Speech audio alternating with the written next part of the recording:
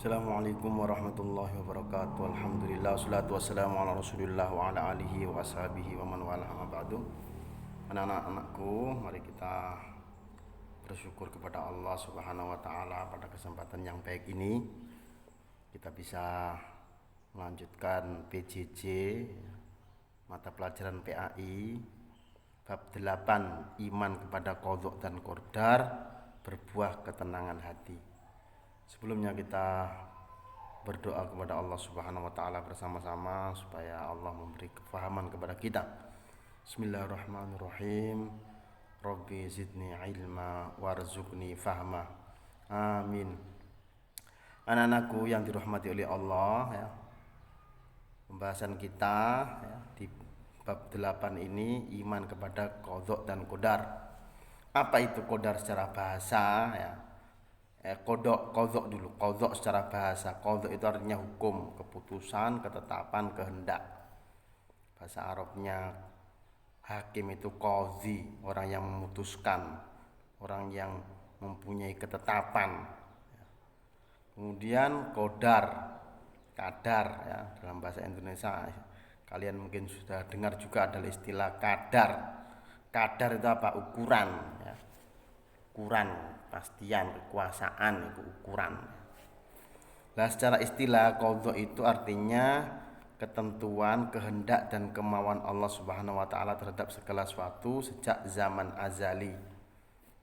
Jadi Allah Subhanahu wa taala ya, di zaman azali yaitu zaman ketika segala sesuatu belum tercipta.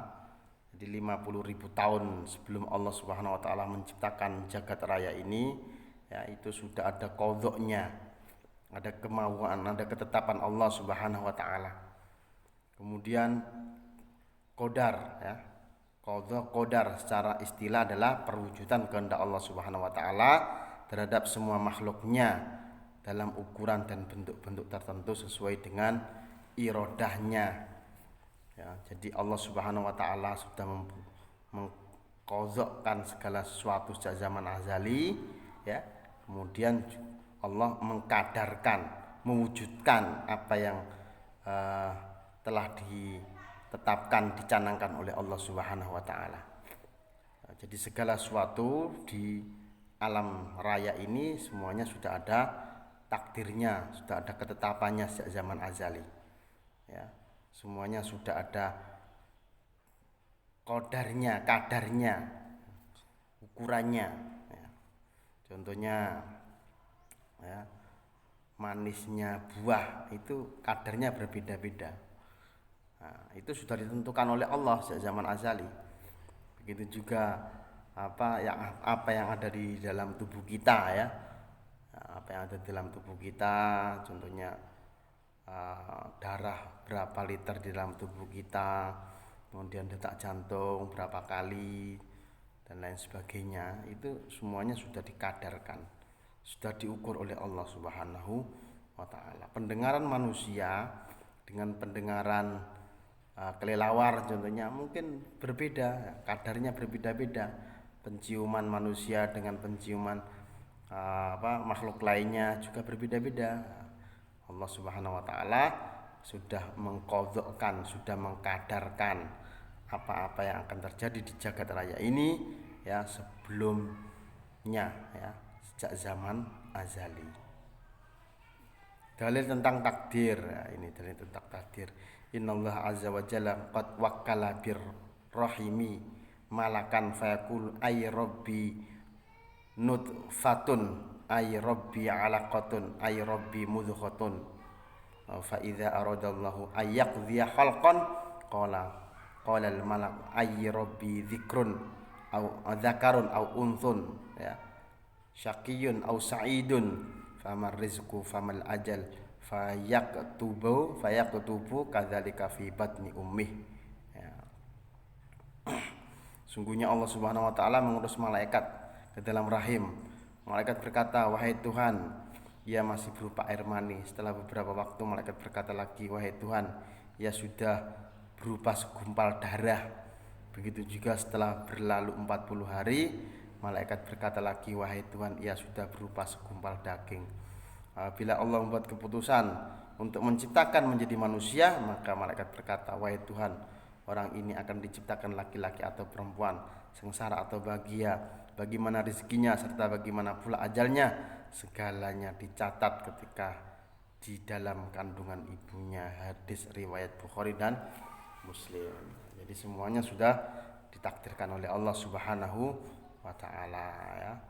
Contoh lain ya untuk memperjelas pengertian qadha qadar itu. Nah, ini kita bisa baca ya. Sebelum Elia lahir di dunia, bahkan sejak zaman azali Allah Subhanahu wa taala telah menetapkan bahwa dia kelak akan belajar di pondok pesantren modern Gontor. Ketetapan Allah Subhanahu wa taala sejak zaman azali itulah yang disebut dengan qadha. Seseorang bernama Elia saat ini belajar di pondok pesantren modern Gontor. Kenyataannya yang terjadi saat ini disebut qadar ya. Kenyataannya, realisasinya itu qadar ya. Qadar ya, kalau ditulis sejak zaman azali namanya qadha ya. Istilah lain dari qadar adalah takdir ya, rukun iman yang ke-6 ya. Semuanya 1 sampai 6 ini wajib dipercayai karena merupakan rukun iman. Apa arti iman kepada takdir ya? Iman kepada takdir artinya percaya bahwa segala apa yang terjadi di alam semesta ini merupakan kehendak dan ketentuan Allah Subhanahu wa taala. Jadi yang disebut iman kepada takdir ya percaya dengan sepenuh hati bahwa apa yang ada di jagat raya ini semuanya sudah dikehendaki, sudah ditentukan oleh Allah Subhanahu wa taala. Dalilnya wa kullu syai'in indahu bimiqdar, dan segala sesuatu ada ukuran dan sisinya. Sudah semuanya sudah ada ukurannya ya. Kandungan makna dalil di atas bahwa segala sesuatu di alam semesta ini telah ditentukan ukurannya oleh Allah, bahwa segala sesuatu yang akan terjadi telah diketahui dan direncanakan oleh Allah Subhanahu wa taala. Apakah takdir Allah diketahui oleh makhluknya? Tidak. Tak satu makhluknya yang mengetahui, baik dari golongan malaikat, jin maupun manusia. Jadi takdir ini ranahnya ranah iman, kepercayaan, barang sesuatu yang gaib. Tidak ada yang mengetahui takdir ya. Kapan takdir diketahui oleh manusia? Setelah terjadi peristiwa atau sebuah kenyataan. Kalau sudah terjadi peristiwa berarti baru diketahui itu ada takdirnya ya. Jadi Allah Subhanahu wa taala sudah mentakdirkan pada jagat raya ini, dan manusia tidak tahu apa yang terjadi esok hari, apa yang terjadi. Manusia hanya bisa merencanakan dan berusaha ya. Adapun realisasinya, keputusannya itu adalah mutlak di tangan Allah Subhanahu wa taala. Ya, contohnya kita bekerja keras supaya dapat penghasilan yang banyak. Kalau memang Allah tidak takdirkan, ya tidak bisa, tidak mendapatkan. Ya, dapat usahanya, dapat prosesnya, tetapi hasilnya yang menentukan adalah Allah Subhanahu wa taala. Jadi kehendak manusia di bawah kehendak Allah Subhanahu wa taala. Untuk apa kita berikhtiar ya, jika segala sesuatunya sudah ditakdirkan ya. Kenapa harus ikhtiar? Kenapa harus ada usaha? Meskipun takdir manusia telah ditentukan oleh Allah Subhanahu wa taala, namun tak satu pun yang bisa mengetahui sebelum hal itu terjadi. Hal inilah yang menjadikan manusia tetap wajib berikhtiar serta mengiringinya dengan berdoa ya. Manusia nggak tahu ya, apa yang terjadi besok ya. Maka manusia hanya bisa berikhtiar, berusaha, berdoa ya. Karena sesuatu yang takdir itu adalah ranah gaib ya, tidak diketahui. Oleh karena itu manusia hanya berusaha dan berusaha. Anak-anakku yang dirahmati Allah Subhanahu wa taala ya. Pembagian takdir ada dua, takdir mu'allaq, takdir mubrom. Mu'allaq itu artinya sesuatu yang digantung ya.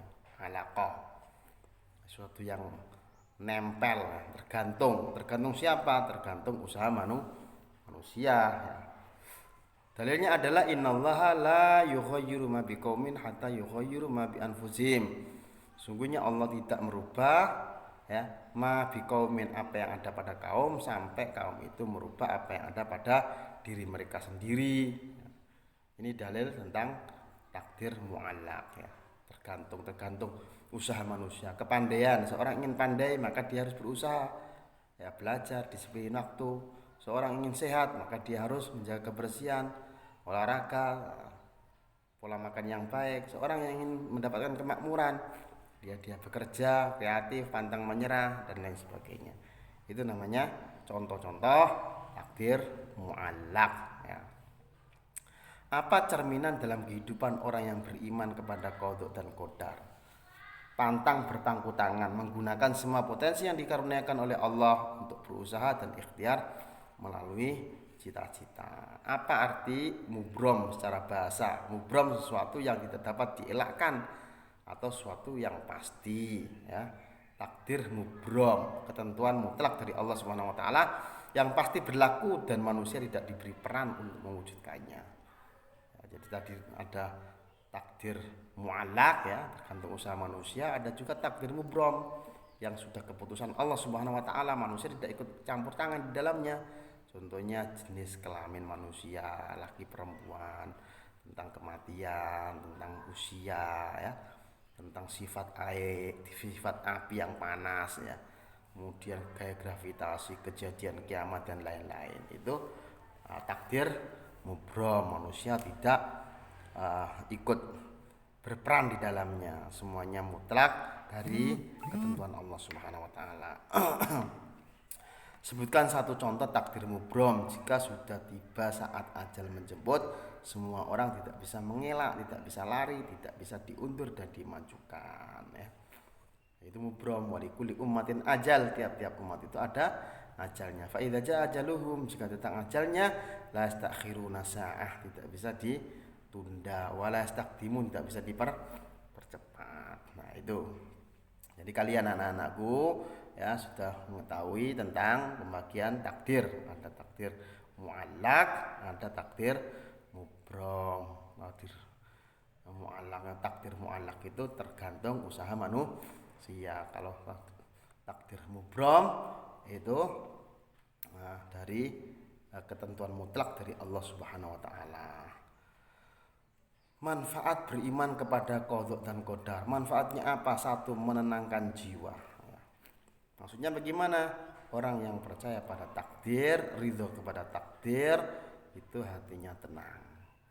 Jika ada musibah, ya, dia bisa mengambil hikmahnya.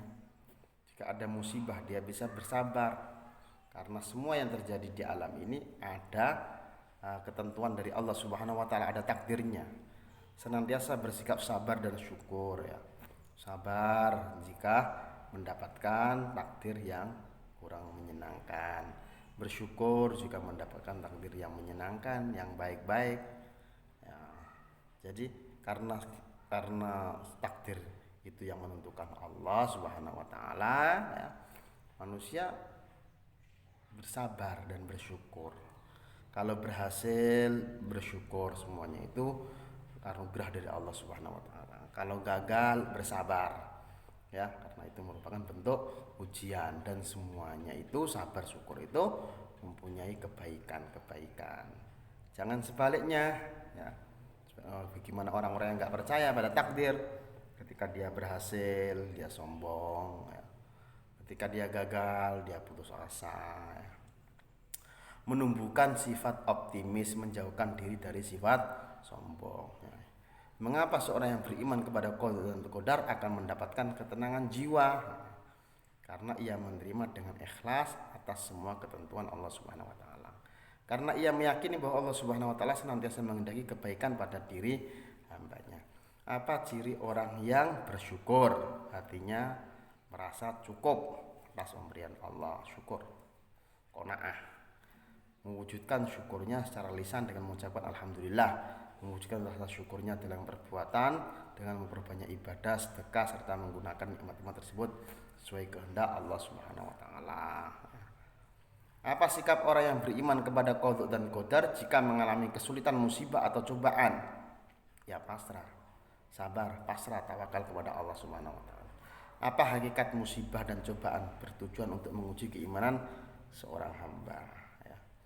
Mengapa seorang yang beriman kepada qada dan qadar akan memiliki sifat optimis? Karena ia meyakini setiap kegagalan pasti ada pelajaran berharga. Ia akan introspeksi diri, kemudian belajar dan berlatih dengan tekun. Di hatinya ada keyakinan bahwa suatu saat cita-cita tersebut pasti tercapai. Ya, jadi optimis terus. Mengapa seorang yang beriman kepada qada dan qadar tidak akan sombong atas keberhasilannya?